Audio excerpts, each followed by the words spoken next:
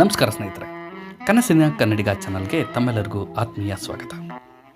Kannada cine ಜಗತ್ತಿನ ಕನಸುಗಾರ, ಕೋಟ್ಯಾಂತರ ಕನ್ನಡಿಗರ ಮನಗೆದ್ದಿರುವ ಚೋರಾಚಿತ್ತ ಚೋರ, ಪ್ರೇಮಲೋಕ ಸೃಷ್ಟಿಸಿದ ಮಾಂತ್ರಿಕ, ನಮ್ಮೆಲ್ಲರ ರಣಧೀರ ಕ್ರೇಜಿ ಸ್ಟಾರ್ ರವಿಚಂದ್ರನ್ ಅವರು ನಿರ್ದೇಶಿಸಿದ ಚಿತ್ರಗಳ ಬಗ್ಗೆ ಇಲ್ಲಿ ತಿಳಿಯೋಣ. ಇವರು 1987ರಲ್ಲಿ ಪ್ರೇಮಲೋಕ ಚಿತ್ರದ ಮೂಲಕ ನಿರ್ದೇಶಕರಾಗಿ ಕನ್ನಡ ಚಿತ್ರರಂಗದಲ್ಲಿ ತಮ್ಮ ಪ್ರಯಾಣವನ್ನು ಆರಂಭಿಸಿದರು. ಇಡೀ ದಕ್ಷಿಣ ಭಾರತದ ಚಿತ್ರರಂಗವೇ ಕನ್ನಡ ಚಿತ್ರರಂಗದ ಕಡೆ ತಿರುಗಿ ನೋಡುವಂತೆ ಮಾಡಿದ ಶ್ರೇಯ ಇವರಿಗೆ ಸಲ್ಲುತ್ತದೆ. ನಟಿ ಜೂಹಿ ಚಾವ್ಲಾ, ನಾದಬ್ರಹ್ಮ ಹಂಸಲೇಖರನ್ನು ಈ ಚಿತ್ರದ ಮೂಲಕ ಕನ್ನಡ ಚಿತ್ರರಂಗಕ್ಕೆ ಪರಿಚಯಿಸಿದ ಕೀರ್ತಿ ಇವರಿಗೆ ಸಲ್ಲುತ್ತದೆ. ಇದೇ ಚಿತ್ರವನ್ನು ತಮಿಳಿನಲ್ಲಿ ಪರ್ವರಾಗಂ ಎನ್ನುವ ಹೆಸರಿನಲ್ಲಿ ರಿಮೇಕ್ ಮಾಡಿ ಗೆದ್ದರು. 1988ರಲ್ಲಿ ರಣಧೀರ ಚಿತ್ರವನ್ನು ನಿರ್ದೇಶನ ಮಾಡಿದರು. ಈ ಚಿತ್ರದ ಮೂಲಕ ಖುಷ್ಬು ಅವರನ್ನು ಕನ್ನಡಕ್ಕೆ ಕರೆತಂದರು. ಈ ಚಿತ್ರ ಕೂಡ ಬಾಕ್ಸ್ ಆಫೀಸ್ನಲ್ಲಿ ಭರ್ಜರಿ ಕಲೆಕ್ಷನ್ ಮಾಡಿ ಆಗಿನ ಕಾಲಕ್ಕೆ ಸೂಪರ್ ಹಿಟ್ ಆಗಿತ್ತು. 1983ರಲ್ಲಿ ಕಿಂದರಿ ಜೋಗಿ ಎನ್ನುವ ಚಿತ್ರವನ್ನು ಇವರು ನಿರ್ದೇಶನ ಮಾಡಿದರು. 1991ರಲ್ಲಿ ಶಾಂತಿ ಕ್ರಾಂತಿ ಎನ್ನುವ ಚಿತ್ರವನ್ನು ಇವರು ನಿರ್ದೇಶನ ಮಾಡಿದರು. ಈ ಚಿತ್ರವನ್ನು ತಮಿಳು, ತೆಲುಗು, ಹಿಂದಿ ಹಾಗೂ ಕನ್ನಡದಲ್ಲಿ ಏಕಕಾಲದಲ್ಲಿ 4 ಭಾಷೆಗಳಲ್ಲಿ ಚಿತ್ರೀಕರಣ ಮಾಡಲಾಯಿತು. 1991ರಲ್ಲಿ ಮತ್ತೊಂದು ತಮಿಳು ಚಿತ್ರ ನಾಟಕುಬರು ನಲ್ಲವನ್ ಎನ್ನುವುದನ್ನು ಇವರು ನಿರ್ದೇಶನ ಮಾಡಿದರು. 1992ರಲ್ಲಿ ಹಳ್ಳಿಮೇಷ್ಟ್ರು ಎನ್ನುವ ಕನ್ನಡ ಚಿತ್ರವನ್ನು ಇವರು ನಿರ್ದೇಶನ ಮಾಡಿದರು. ಈ ಚಿತ್ರದ ಮೂಲಕ ಕನ್ನಡಿಗರ ಮನೆ ಮನಗಳನ್ನು ಇವರು ತಲುಪಿದರು ಅಂದರೂ ತಪ್ಪಾಗಲಾರದು. 1992ರಲ್ಲಿ ಗೋಪಿಕೃಷ್ಣ ಚಿತ್ರವನ್ನು ಇವರು ನಿರ್ದೇಶನ ಮಾಡಿದರು. ಆದರೆ ಈ ಚಿತ್ರ ಬಾಕ್ಸ್ ಆಫೀಸ್ನಲ್ಲಿ ಅಷ್ಟೇನೂ ಸದ್ದು ಮಾಡಲಿಲ್ಲ. 1993ರಲ್ಲಿ ಮನೆದೇವರು ಚಿತ್ರವನ್ನು ನಿರ್ದೇಶನ ಮಾಡಿದರು. ಈ ಚಿತ್ರದಲ್ಲಿ ಸುಧಾರಾಣಿಯವರ ಜೊತೆ ಇವರು ಅಭಿನಯಿಸಿದರು. ಈ ಚಿತ್ರ ಕೂಡ ಬಾಕ್ಸ್ ಆಫೀಸ್ನಲ್ಲಿ ಸೂಪರ್ ಹಿಟ್ ಆಗಿತ್ತು.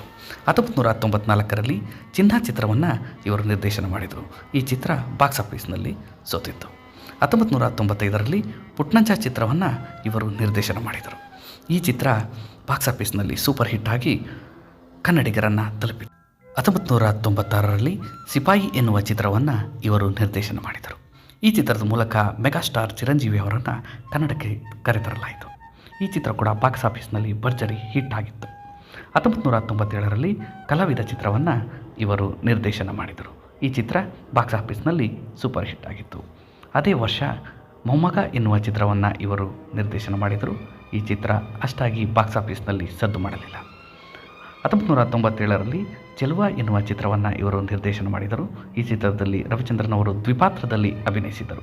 ಈ ಚಿತ್ರ ಸೂಪರ್ ಹಿಟ್ ಆಗಿತ್ತು. 1998ರಲ್ಲಿ ಪ್ರೀತ್ಸೋತ್ತಪ್ಪ ಚಿತ್ರವನ್ನು ಇವರು ನಿರ್ದೇಶನ ಮಾಡಿದರು. ಈ ಚಿತ್ರದ ಮೂಲಕ ಬಾಲಿವುಡ್ ಬೆಡಗಿ ಶಿಲ್ಪಾ ಶೆಟ್ಟಿಯವರನ್ನು ಕನ್ನಡಕ್ಕೆ ಪರಿಚಯಿಸಲಾಯಿತು. ಈ ಚಿತ್ರ ಕೂಡ ಬಾಕ್ಸ್ ಆಫೀಸ್ನಲ್ಲಿ ಭರ್ಜರಿ ಗಳಿಕೆ ಕಂಡಿತು. 2000ನೇ ಇಸ್ವಿಯಲ್ಲಿ ಓನನ್ನಲ್ಲೇ ಎನ್ನುವ ಚಿತ್ರವನ್ನು ಇವರು ನಿರ್ದೇಶನ ಮಾಡಿದರು. ಈ ಚಿತ್ರ ಕೂಡ ಬಾಕ್ಸ್ ಆಫೀಸ್ನಲ್ಲಿ ಭರ್ಜರಿ ಗಳಿಕೆ ಗಳಿಸಿತು. 2002ರಲ್ಲಿ ಬಿಡುಗಡೆಯಾದಂತಹ ಏಕಾಂಗಿ ಚಿತ್ರವನ್ನು ಇವರು ನಿರ್ದೇಶನ ಮಾಡಿದರು. ಈ ಚಿತ್ರ ಬಾಕ್ಸ್ ಆಫೀಸ್ನಲ್ಲಿ ಅಷ್ಟಾಗಿ ಸದ್ದು ಮಾಡಲಿಲ್ಲ. ಆದರೆ ಇವರಿಗೆ ಕರ್ನಾಟಕ ರಾಜ್ಯ ಚಲನಚಿತ್ರ ಪ್ರಶಸ್ತಿ ಲಭಿಸಿತು. 2002ರಲ್ಲಿ ಕೋದಂಡರಾಮ ಎನ್ನುವ ಚಿತ್ರವನ್ನು ಇವರು ನಿರ್ದೇಶನ ಮಾಡಿದರು. ಈ ಚಿತ್ರದ ಮೂಲಕ ಶಿವರಾಜ್ ಕುಮಾರ್ ಅವರ ಒಟ್ಟಿಗೆ ಇವರು ಸ್ಕ್ರೀನನ್ನು ಶೇರ್ ಮಾಡಿಕೊಂಡಿದ್ದರು. ಆದರೆ ಈ ಚಿತ್ರ ಬಾಕ್ಸ್ ಆಫೀಸ್ನಲ್ಲಿ ಅಷ್ಟೇನು ಸೂಪರ್ ಹಿಟ್ ಆಗಲಿಲ್ಲ. 2004ರಲ್ಲಿ ಮಲ್ಲ ಚಿತ್ರವನ್ನು ಇವರು ನಿರ್ದೇಶನ ಮಾಡಿದರು. ಈ ಚಿತ್ರದಲ್ಲಿ ಪ್ರಿಯಾಂಕಾ ಉಪೇಂದ್ರ ಅವರೊಟ್ಟಿಗೆ ಇವರು ಅಭಿನಯಿಸಿದರು. ಈ ಚಿತ್ರ ಬಾಕ್ಸ್ ಆಫೀಸ್ನಲ್ಲಿ ಸೂಪರ್ ಹಿಟ್ ಆಗಿತ್ತು. 2005ರಲ್ಲಿ ಅಹಂ ಪ್ರೇಮಾಸ್ಮಿ ಎನ್ನುವ ಚಿತ್ರವನ್ನು ಇವರು ತಮ್ಮ ಬಾಲಾಜಿಯವರಿಗೋಸ್ಕರ ನಿರ್ದೇಶನ ಮಾಡಿದ್ದರು. ಈ ಚಿತ್ರ ಅಷ್ಟಾಗಿ ಹೆಸರು ಮಾಡಲಿಲ್ಲ. 2006ರಲ್ಲಿ ಬಿಡುಗಡೆಯಾದಂತಹ ಅಟವಾದಿ ಚಿತ್ರವನ್ನು ಇವರು ನಿರ್ದೇಶನ ಮಾಡಿ ಚಿತ್ರದಲ್ಲಿ ನಟಿಸಿದರು. ಈ ಚಿತ್ರ ಸೂಪರ್ ಹಿಟ್ ಆಗಿತ್ತು. 2010ರಲ್ಲಿ ಹೂ ಎನ್ನುವ ಚಿತ್ರವನ್ನು ಇವರು ನಿರ್ದೇಶನ ಮಾಡಿದರು. ಈ ಚಿತ್ರ ಕೂಡ ಬಾಕ್ಸ್ ಆಫೀಸ್ನಲ್ಲಿ ಅಷ್ಟೇನು ಗಳಿಕೆ ಕಾಣಲಿಲ್ಲ. 2014ರಲ್ಲಿ ಕ್ರೇಜಿ ಸ್ಟಾರ್ ಎನ್ನುವ ಚಿತ್ರವನ್ನು ಇವರು ನಿರ್ದೇಶನ ಮಾಡಿದರು.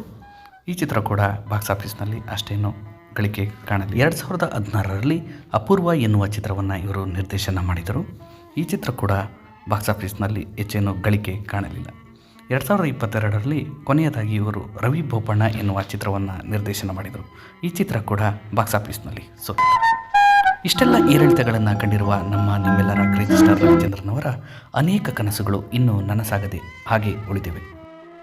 ಈ ಮಾಂತ್ರಿಕ ಕನಸುಗಾರನ ಇನ್ನಷ್ಟು ಕನಸುಗಳು ನನಸಾಗಲಿ, ಇನ್ನಷ್ಟು ದಿನ ಕನ್ನಡಿಗರನ್ನು ರಂಜಿಸುವಂತಾಗಲಿ ಅಂತ ಆಶಿಸ್ತಾ ಇಂದಿನ ಸಂಚಿಕೆಯನ್ನು ಮುಗಿಸೋಣ. ಧನ್ಯವಾದಗಳು.